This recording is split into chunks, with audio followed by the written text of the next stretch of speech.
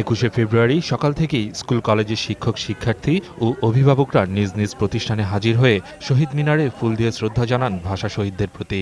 1952 সালের এই দিনের জন্যই আমরা মাকে মা বলে ডাকতে পারি। রক্ত দিয়ে ভাষা এনেছে, তাদের জন্য আমরা এই মাতৃভাষায় কথা বলতে পারছি। শিক্ষার্থীদের মাঝে ভাষা আন্দোলনের সঠিক ইতিহাস তুলে ধরা ও তাদের প্রতিভাকে বিকশিত করতে স্কুল কলেজগুলো আয়োজন করে চিত্রাঙ্কন প্রতিযোগিতা ও সাংস্কৃতিক অনুষ্ঠানের। তারা নিজেদের প্রাণ দিয়ে আমাদের এই বাংলা ভাষাকে রক্ষা করেছে, তার জন্য আমরা আজকে বাংলায় কথা বলছি।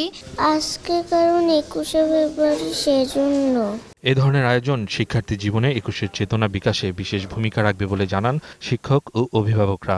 নতুন প্রজন্ম 21 দিয়ে যেই আন্দোলনটা শুরু হলো সে 52 থেকে, সেটা আসলে ওদের মধ্যে এই ইতিহাসটা চর্চা করার জন্যই মেইনলি আমাদের এই উদ্যোগ। তাছাড়া অস্থায়ী শহীদ মিনার নির্মিত হয়েছে রাজধানীর বিভিন্ন পাড়া ও মহল্লায়।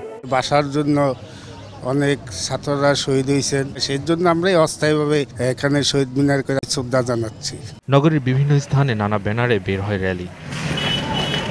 ধর্ম বর্ণের বিভেদ ভুলে ভাষা শহীদদের প্রতি শ্রদ্ধা জানানোর পাশাপাশি সবার মুখে উচ্চারিত হয় সমৃদ্ধ বাংলাদেশ গড়ার প্রত্যয়। 21-এর ত্যাগে মাতৃভাষা বিশ্বে পেয়েছে খ্যাতি। মাহমুদ হাসান, 21শে টেলিভিশন, ঢাকা।